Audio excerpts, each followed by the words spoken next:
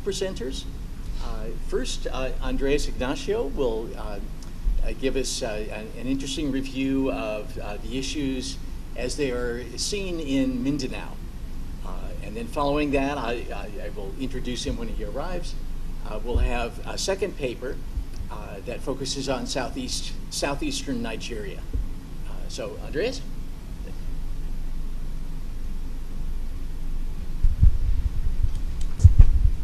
Thank you very much. I hope you don't mind. I will try to keep you awake by standing here. The title of my presentation is Assessing the Efficacy of Social Vulnerability Measurements Through the Impacts of Disasters. And this is part of my PhD thesis, and I hope to go through it with relative ease now. The context that I'm coming from is climate-related extremes on the rise, and as we all know already, we've been talking about this. Hazard and vulnerability mapping are priorities as part of the Hyogo framework for action, and social characteristics affect the capacity of people or groups to anticipate, cope with, resist, and recover from the impacts of natural hazards. And measuring vulnerability is increasingly regarded as an important component of effective disaster risk reduction and building resilience. And the challenge now is to validate whether vulnerability measurements are indeed effective in predicting loss and damage. Now, I come from this framework. We've seen this the past few days already. And I'm actually dealing with the three components in this research. Now, what is the main objective of what I'm trying to do? The primary objective is to assess the effectiveness of a census-based social vulnerability index, or SVI, developed for the Philippine context in depicting differential vulnerability of flood-exposed communities, or as you already know, barangays, as they're called in the Philippines, by validating the SVI results against an actual flood disaster in terms of loss and damage in Iligan City in northern Mindanao in the southern Philippines. And specifically, I want to derive an SVI based on the 2010 census of the Philippines. This is the disaggregated census, all 90, I forgot now. I'm dealing with different census years, so it's around 96 already, 96 million records. And I'm aggregating it down to the level of barangay, and I'd like to be able to extract existing SVI scores based on this census for the barangays, the 44 barangays of Iligan City, and to identify barangays exposed to coastal river flood hazard, or CRFH as I call it, in Iligan City. So this will basically try to predict the exposure. So I'm trying to look at a priori vulnerability, and if we can actually identify a priori exposure areas for this type of flood, this is what I'd like to do. To determine the levels of loss and damage incurred by flooded barangays in Iligan City based on data that had been gathered there. And finally, to determine if indeed SVI scores and CRFH can predict the extent of loss and damage triggered by flash flooding at the barangay level during the tropical storm Washi. The data for my SVI comes from the 2010 census, and these are some of the fields that I used to develop my index, the indicators for the index. So we have the locational aspect of the individual records in the census, the household sequence number for getting households, and etc. You know, relationship to household head, gender, age, marital status, etc. And for the housing aspect of the census, again we have the locational characters, locational field, and then I have all these other fields that I use to develop the indexes. The indicators, which is coming next. So in defining the indicators, the social vulnerability proxy variables were derived from the 2010 census data fields. So here I have based on the literature. I have a median age, percent of children under 15. It's significant in the Philippines. It's what defines working. From 15 onwards, it's working age. Elderly, actually, it's, I'm sorry about that error. It's above 60 in the Philippines. Senior citizen age is 60 years old. And the percent of number of females, and these are based on individuals, no? Total individuals per barangay. And no birth registration. I added that because the data is available. And normally, when you have no birth registration, it would mean that you come from you're a marginalized sector of society. You have no opportunity to register your votes, your birth. So you're basically living in the far-flung areas. And here we have, in terms of households now, the average household size, single household heads. You know, these are all coming. It's in the paper in terms of the references.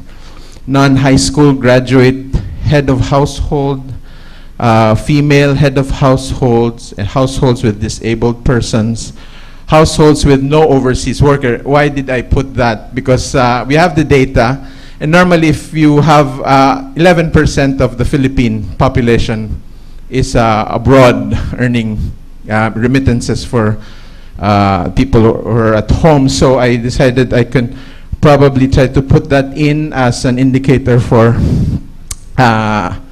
having no overseas worker, percentage of no overseas workers being vulnerable, to make them all consistently positive in the values. Again, then we have the houses.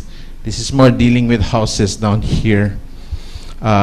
Poor wall materials, no tenure on the land, percent of houses with poor roofing, etc.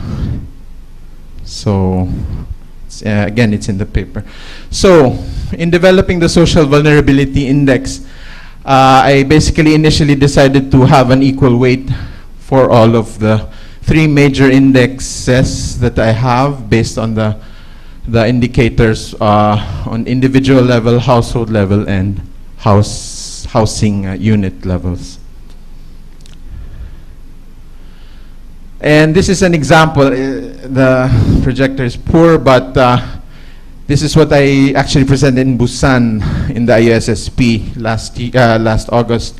And here I'm just looking at different, I have the national database, and I have basically a GIS database of all the barangay boundaries. They're all indicative, of course, but this is the work that I tried to do for my PhD, is to actually link the census data with down to the level of community all over the country, 42,020 as of 2010. So I think it's very valuable to see.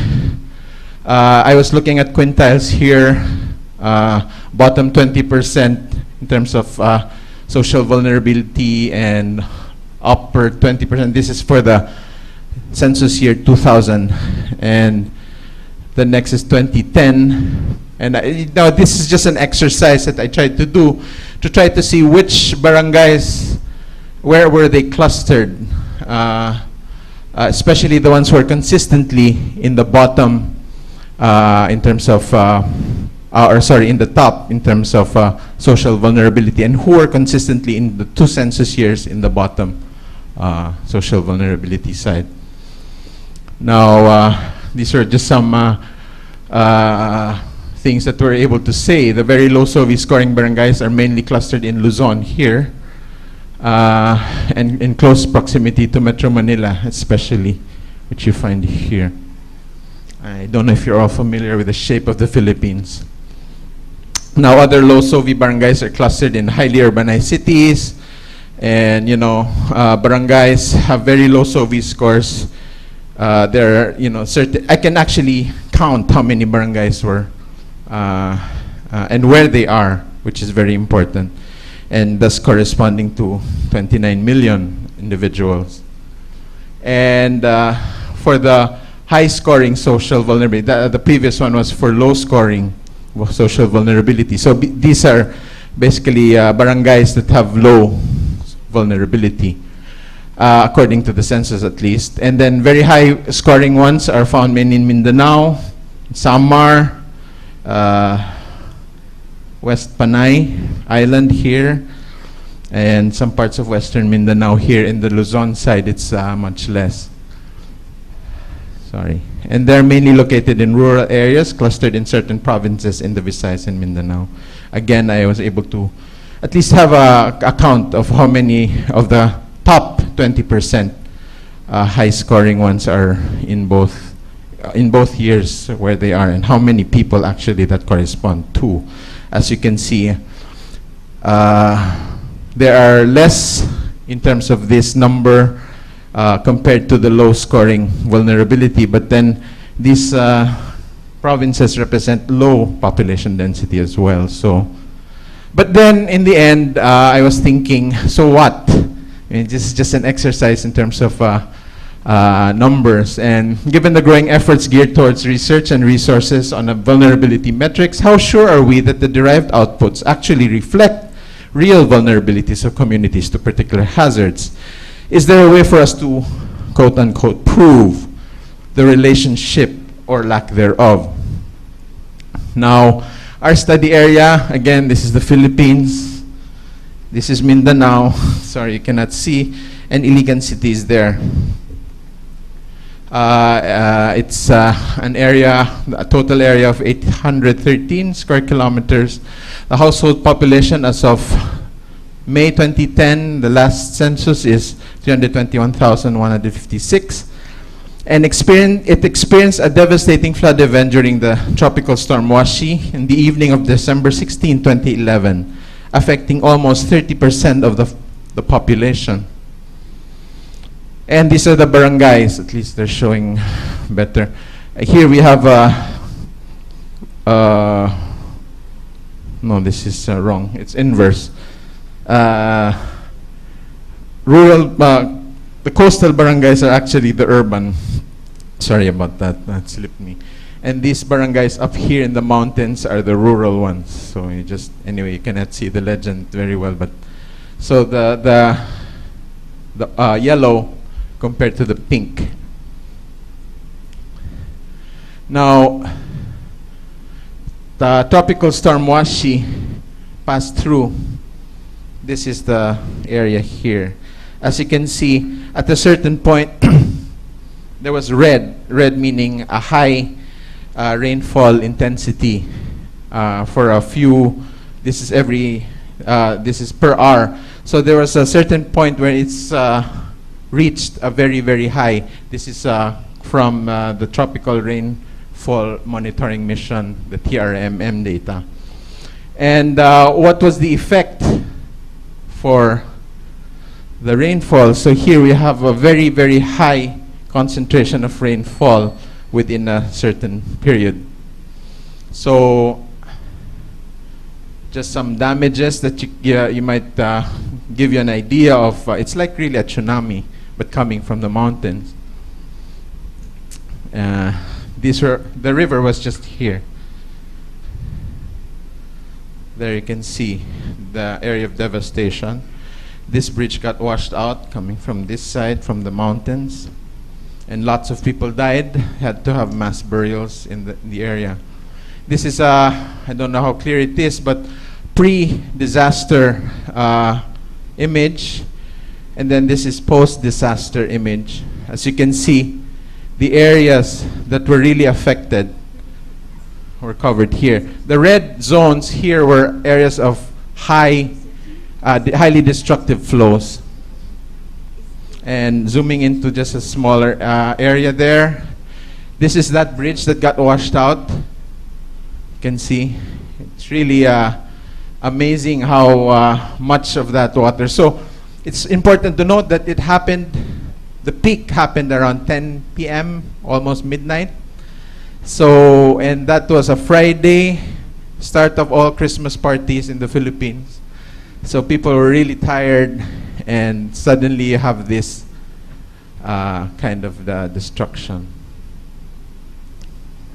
So the post-disaster data comes from the Iligan City Social Welfare and Development Office and other offices of the local government, which are impressive, to say the least, compared to Cagayan de Oro, the other city that was heavily affected. Sorry. Now, this just shows barangays with registered dead and missing victims. Okay. We have background summary, dead and missing and affected individuals. I spend a bit of time here. This is the dead and the missing and the affected. Who are affected? Those who survived and registered for aid, basically. So you have 94,000 total number. And you had the dead 148 and 1,023. So you can see the differences in terms of the gender or the sex of the victims, in terms of the dead and the missing. There's 57% there, 55% here. In terms of the age distribution, I just clustered it in terms of dependent age, the elderly, 60 years old, and 15 years old for the children, and the working age here. I think it's pretty clear there. Now, in terms of damages also sustained on the housing side, so these are also my dependent variables here. How many were totally damaged, partially, and flooded only? And earlier here, I have other dependent variables on the population, the social side, no, rather than the housing side. So these are my. I did. An exposure model, a very simple one. I already presented it. I wrote this in a paper previously, where CRFH, or coastal river flood hazard, based on, sorry, the previous slide, this is a digital elevation model, and these are all the watersheds of the Philippines that I was able to draw up. And essentially, it's areas that are 10 meters in elevation from the coast, and intersected with areas of 2% slope. So basically the floodplain. I wanted to get the floodplain rather than a buffer area from the river. So these are, this is just a simple attempt to try to define these zones. So here, the bright yellow here is the zone of just flooding or inundation, and the red is the zone of high-intensity destructive flood. And the blue, transparent here, is my CRFH zones.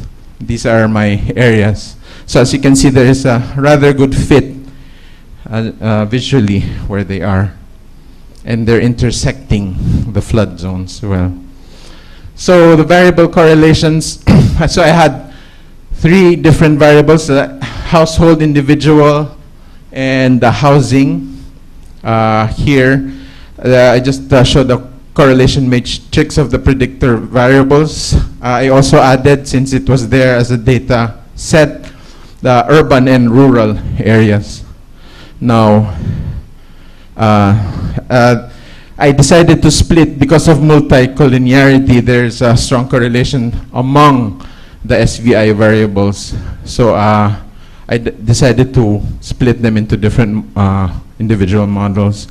So here I have the regression models, total dead and missing as my dependent variable, and my independents would be barangay classification, urban or rural, and the social vulnerability index, individual, household, and housing, and the CRFH zones. As you can see here, what is coming out is that the most significant variable really is the CRFH zones, and the others were not really very significant. This is the adjusted R square. Here we have total affected, total damage, flood. Here, house in terms of damage, flooding only, partially damaged, and total damage. So these are all my basic things. Now, as a further analysis I did, just to make sure that I can lessen the number of indicators, was I did some PCA analysis. So And these are the basic results. And I have two components that I maintained for the individual, and 3 components. This is the revised regression. Again, nothing is coming out significant except the CRFH area. I did it also for the household. I retained 3 components there, did another regression, and here, 20 minutes. Now, again, the only significant is the CRFH area. And finally, for the housing unit, again, the mainly significant would be CRFH area. So, from these, the conclusions and next steps in terms of what can be done for this, census-derived social vulnerability composite indicators are not statistically significant in predicting flood-related adverse impacts to communities affected by Tropical Storm Mozie in this particular case. Due to the extreme nature of the flood event, which is a flood with a probability of return 1 every 75 years, differential social vulnerability as captured in the SVI scores did not figure significant influences in the outcomes, since the levels of vulnerability appear to have converged to unity for the population. Basically, everyone became vulnerable at that particular hazard event. So what, for extreme hazards such as this, differences in vulnerability in the population become less significant, and the significant factor in determining loss and damage shifts mainly to exposure. I think this can be said also for our tsunamis and other similar events here in the Typhoon Haiyan in the Philippines, especially when you pass in the zone of total destruction in the path of the storm. So first, the research can be conducted on variable intensity hazards, such as typhoons, to determine if and when social vulnerability plays a significant part in determining loss and damage. I was thinking of, since the typhoon intensity varies as you are away from the path, it might be good to try to do a similar type of analysis, getting barangays that are located in different buffer zones from the path of the storm to see whether the social vulnerability actually played a greater part in the ones who are farther away from total destruction of the storm. And censuses have been designed with specific objectives in mind, hence it will have limitations when used in different applications, such as the measure of social vulnerability. Thank you very much.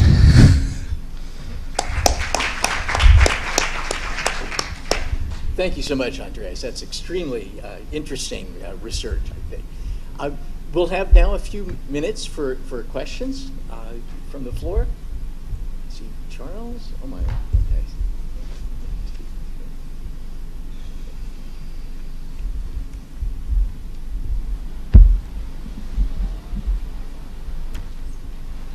Thank you. Well, thank you for a really fascinating presentation. Also, I've always been a bit skeptical for these aggregate social vulnerability indices, and your presentation hasn't really helped to remove that. And the main question is sort of, what are these indices for? Whenever you aggregate individual pieces of information into an aggregate index, you are giving up some information. You're sort of summarizing many dimensions in one number. And that may be useful if you want to do some ranking or some prioritizing. And that is the only reason I could see that somehow the government needs to be aware that there is a higher danger in this region than in the other. But a danger of what? And when it comes, what should governments do?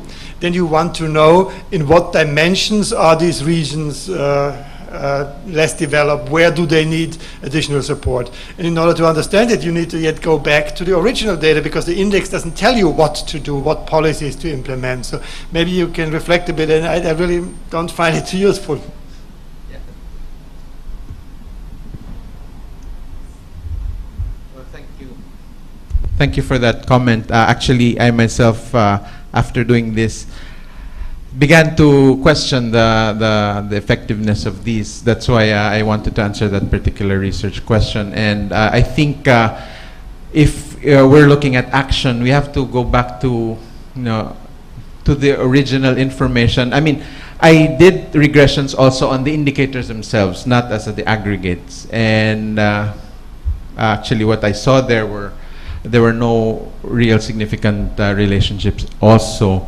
So I think what would be important is, for planning purposes, is that we identify the communities that are in these hazard zones. There's I think the exposure aspect is very significant.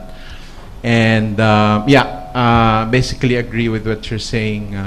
Thank you for that comment. Yes, I agree with Wolfgang that some of the individual indicators are important, not necessarily on their own, not necessarily combining them. I was wondering about two of the indicators in terms of their so-called vulnerability. One is the percentage of overseas workers. Now, one can consider with pasalubong and remittances that it might be not be a vulnerability factor. It could be the opposite in terms of recuperation. And the other one is no birth registration. I'm just wondering, is that a proxy for temporary migration?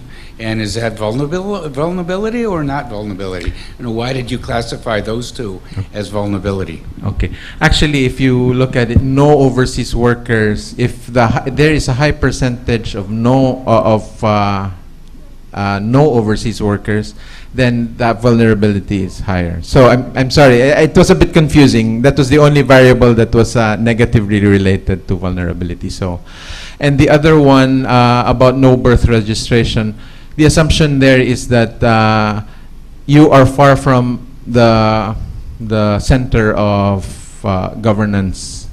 So you are basically a proxy for poverty as well and marginality. So the assumption is the people who are unregistered have no legal entity in society. I mean, they cannot claim for, of course, services because they're not registered. So.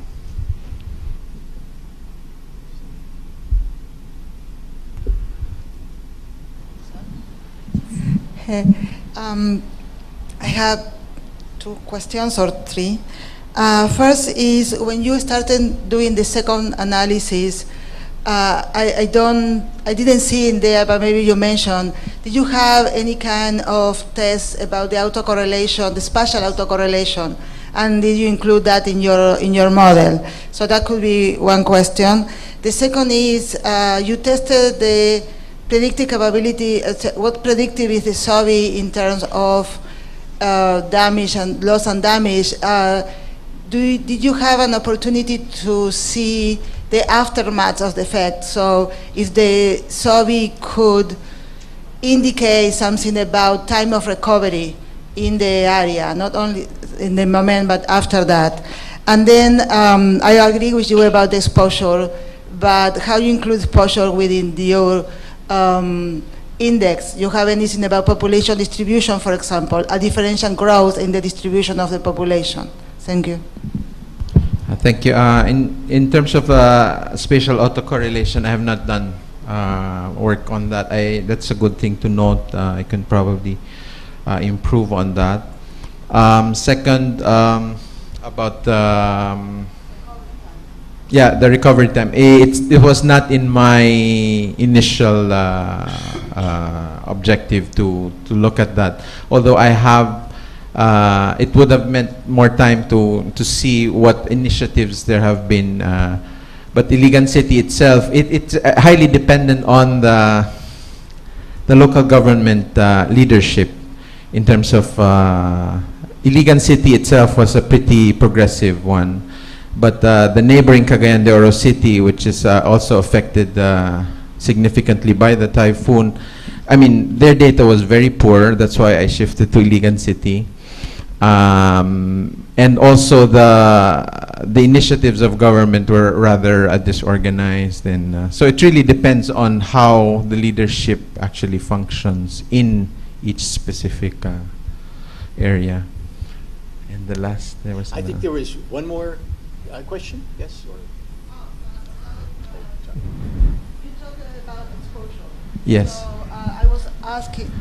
I was asking if you look at the population distribution and differential growth in different areas. So if densities change, not the SOVI in the area, but the distribution of the population in the area and differential growth on a space.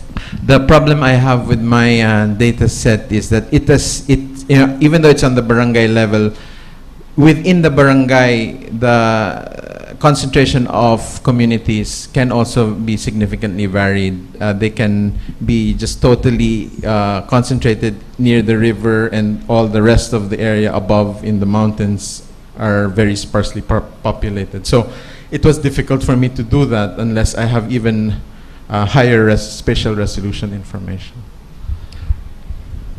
Thank you, Andres, for this interesting presentation. I think you have a nice case study with a lot of good data to analyze. Probably is one idea by the validation could not work that well. I'm not sure, because your index you created is a kind of a national level assessment, and a kind of your index is valid for all of the Philippines. And I think your validation case study was very local, let's say. And maybe, you know, these kind of relative values are then difficult to assess and validate in the end. So I don't know if this could be an issue. It would be one question, and another one is more a comment, because you mentioned in the beginning also to have this kind of clusters, the spatial clusters, and this could also be interesting to analyze that with this get this order spatial not autocorrelation, but the hotspot analysis, to get also statistical significant hotspots. So this would also interesting to analyze for. Thank you very much. I think, I wanted to, because I have assembled a national level database that really intend to be used nationally, hopefully by government, for a buy-in in terms of at least identifying communities that have very significant vulnerabilities to particular hazards. But I guess very localized validation might, pose some problems. I don't know if other people might have certain comments on that themselves. Yes, last question, please. Yeah. Yes, thank you very much. Great presentation. I think it's an interesting discussion about whether or not to use these kind of vulnerability indicators or indices composed by 10 or 20 indicators. I think it really depends on what your objectives are here. If you want to study in a certain population or in a certain climate event, which sector, whether certain sectors in the population are more vulnerable than others, if you don't use such a more composite index, you just get one dimension of that poverty, of that vulnerability. That was an interesting mistake I made, because that takes me to the next point, that if I look at the vulnerability indicators, they are actually really about poverty indicators, right? In the list that you presented, I did not see really indicators that were particular about sort of the external side of vulnerability. It's vulnerable to what? Probably that list of indicators would be marginally useful for a whole lot of threats, natural hazards and others. So maybe and I know that you've been working with census data where there were probably not many opportunities to include better indicators for vulnerability, but that's makes it more difficult actually. Yeah, exactly. My last point there in the last slide was census data is really made for a specific purpose. So trying to push the metrics of vulnerability too far, it just becomes difficult, I think. Thank you so much. I think it's a point when we should move to have our next speaker address us. But in the meantime, let me thank again Andreas for an extremely interesting piece of work. So as our next speaker comes to the front, let me make a brief announcement about what will happen just after this session. There will be the opportunity to take a tour of a local park and as well a memorial. That tour will begin precisely at 3:15. A bus will be present in front of the lobby, hopefully not in the lobby. That should give you time between the end of this session and meeting the bus to go to your room, put on comfortable clothes, and cloud yourself with bug spray if necessary, and then to come back. We don't, I think, yet have a count of the number of people who will go on the tour, and it was suggested that perhaps those who are not going on the tour, if you could raise your hand long enough for a count to be taken so that we don't wait for you, for those who are not, in fact, coming. So who is not intending to go on the tour? Okay. Thank you. Yeah, just a second. Okay. So let me now introduce our next speaker, Chukwuedozie Ajaero from Nigeria. He has the distinction of having taken the longest time, I think, to arrive at our meeting. He faced the hazards of air travel, which include canceled flights, and I believe it was no less than 3 days to finally arrive here. So he has faced the hazards, proven himself resilient, and is here now to tell us about the hazards and resilience facing populations in southeastern Nigeria. Thank you. Let's see here. This is not,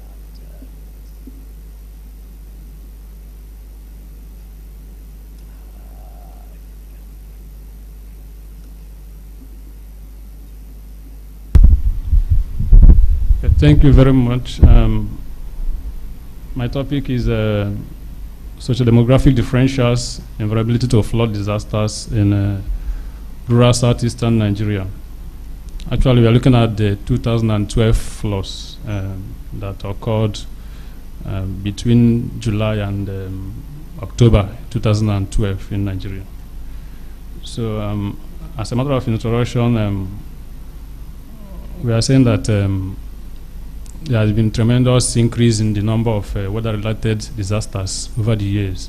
You know, we have an average of about 500 now, compared to about 120 maybe in the 1980s.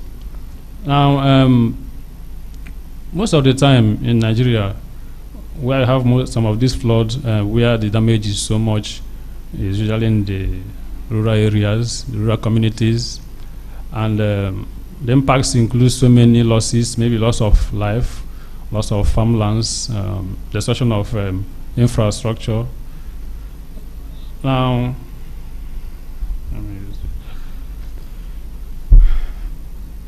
about 70% of Nigerians live below the poverty line, even though we say we are rebasing our economy, but we still know that poverty is prevalent in Nigeria.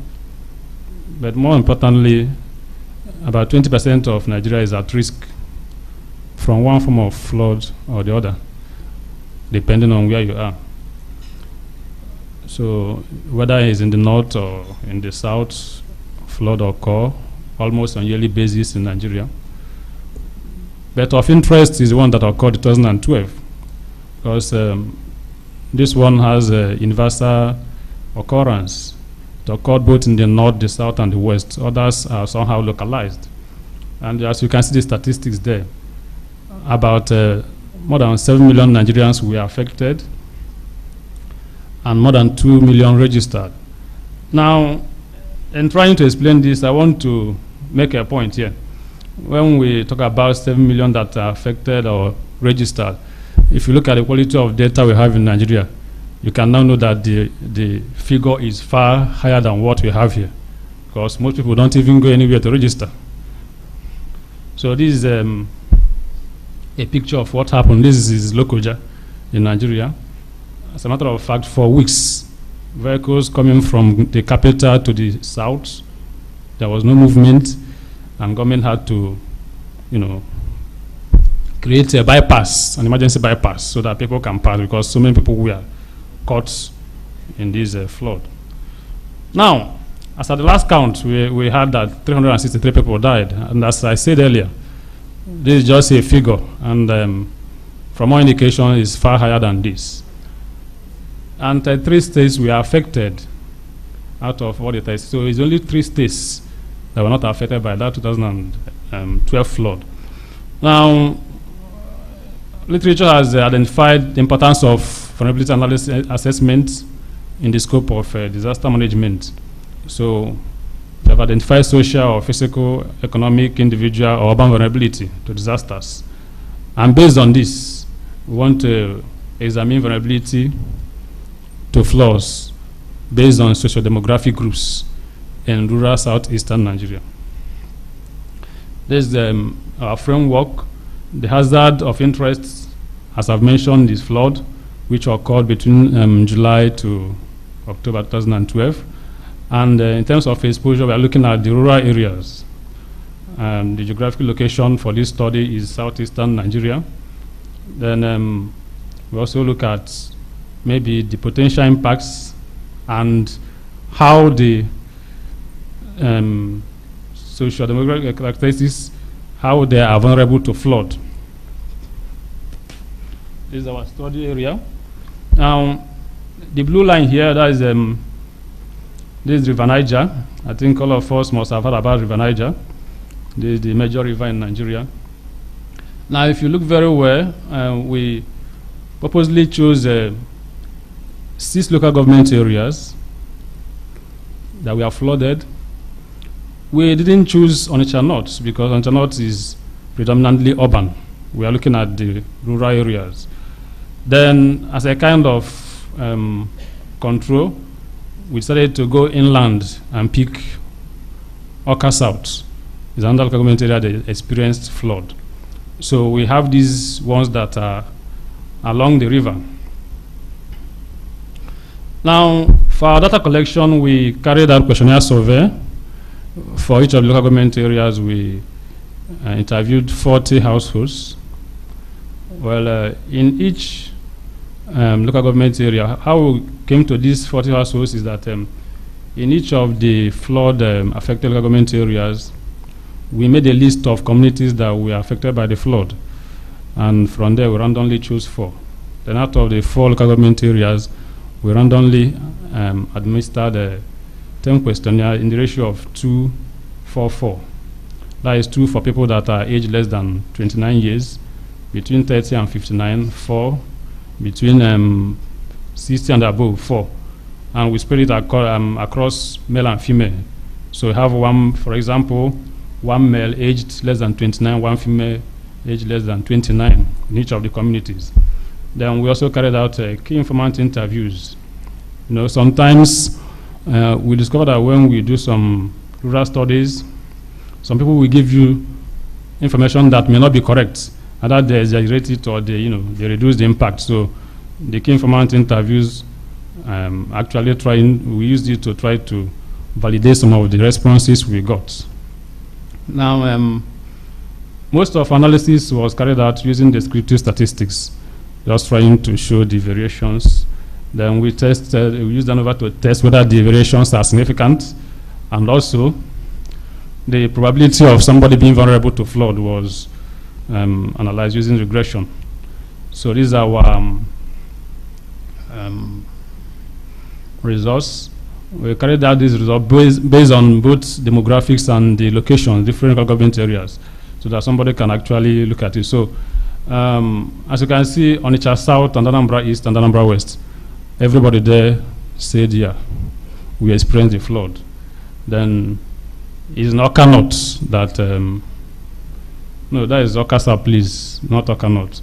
We have 85%, so not really everybody. Now, the frequency of the flood, you look at it almost everybody is saying yearly, except maybe, except in Anyamelo and Anambra West. But as I said, this 2012 flood was the most devastating after 40 years. So that's why majority of them we are saying after long spares. Not that they don't experience it yet, but they have taken it maybe is a normal occurrence. Now looking at the nature of the flood, severity of damage, we found out that the damage that occurred vary from local government area to local government area. Sorry, I continue using this Oka North, supposed to be Oka South. So you see that the greatest damage was expressed in Anyamelo and followed by Obaru local government area. And most of them, they say, is a river flood.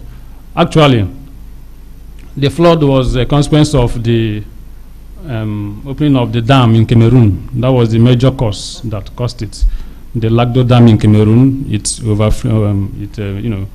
overflowed and coupled with the rainfall, so the whole thing just moved down. So that is why most of them we are saying river flood, not that they don't experience the normal rain flood. Now, we look at socio-demographic groups. Then we have sex, 48% male, 47% female. Well, the reason for this, even though in our subsequent results, the females were more vulnerable, but based on our key informant interview, we discovered something. Most of the women, especially the widows, when you want to interview them, they wouldn't like to talk to you unless there is a man beside them, maybe the husband's brother or cousin. So that's maybe accounted for maybe the low level of exposure by the females.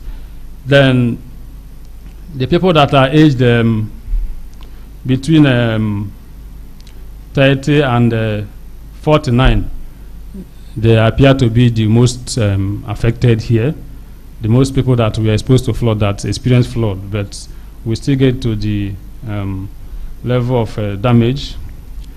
Then exposure to floods by this occupation, it appears the farmers, well, as I say, it's a rural area dependent on agriculture, so, and it's a low-lying area, so almost majority of them are farmers and petty traders, so they were more exposed.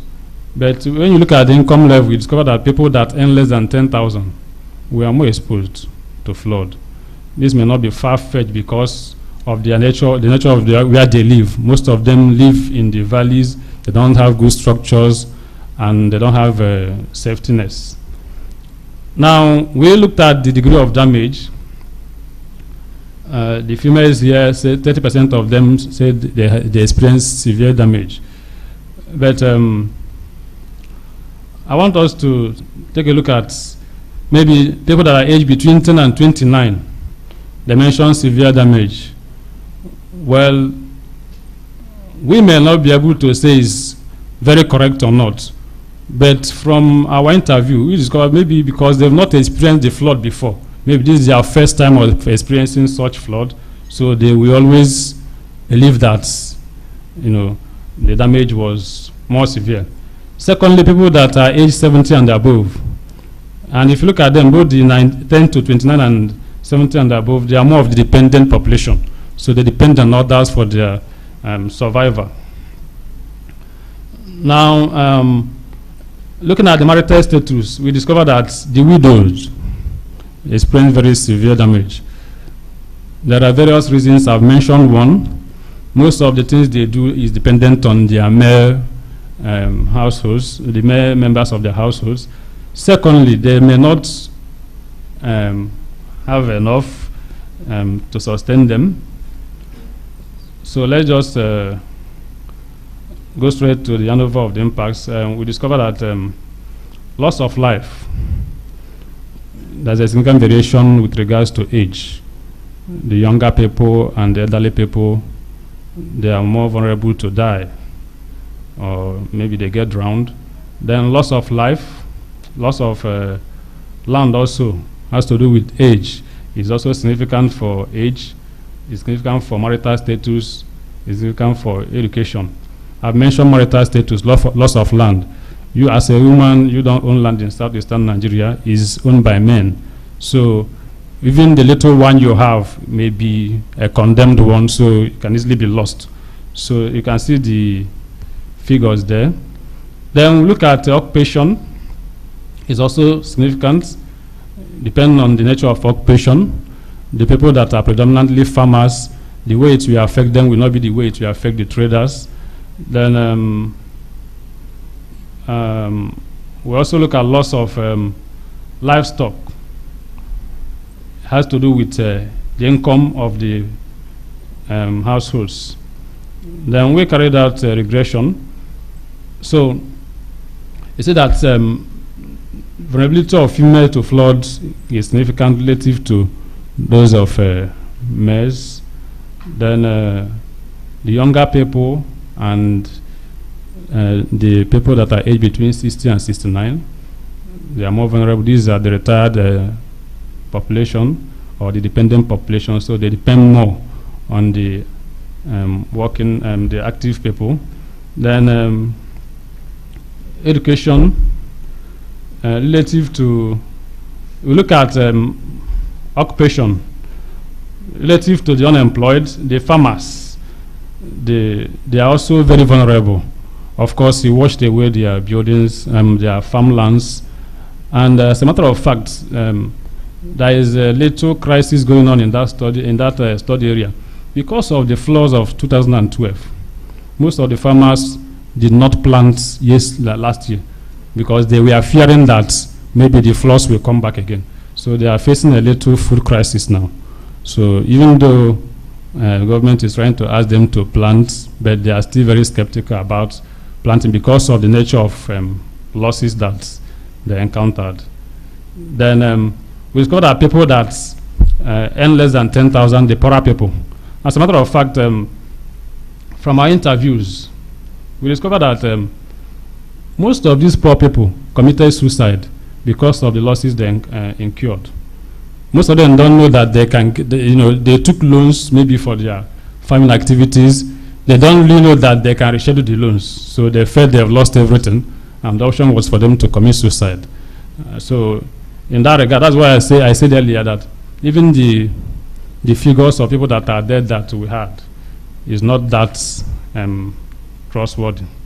So summary of findings, the floods was due to overflow of the dam in Cameroon, and over 90% of the population experienced floods and experienced loss of life, loss of property, farmlands, etc. So we recommend, most importantly, there has to be early warning systems.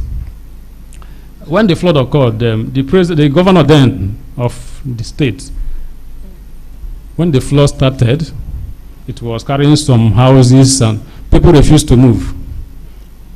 They stayed there, they continued to tell them, you people should go, they refused to go.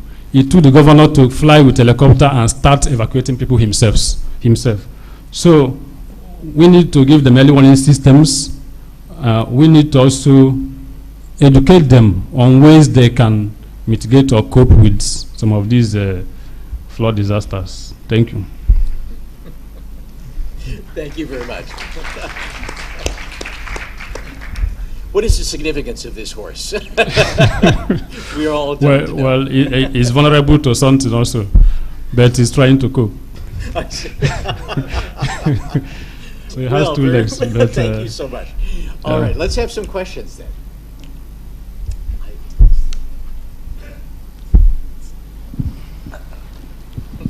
Thank you. Thanks for the talk. Just a very general comment. When we look at the impact of flood disasters or the vulnerability to flood disasters, I think it's important and useful to include the impact of post-flood impact and also the indirect impact of disaster. This is particularly important for some less developed countries and for country in a hot climate area. Mainly I'm referring to two things. One, when you have floods, sometimes it doesn't kill a lot of people, but it could have a considerable impact on agricultural production. And some farmers may lose their harvest completely. And that would have considerable impact on their well-being, on their life.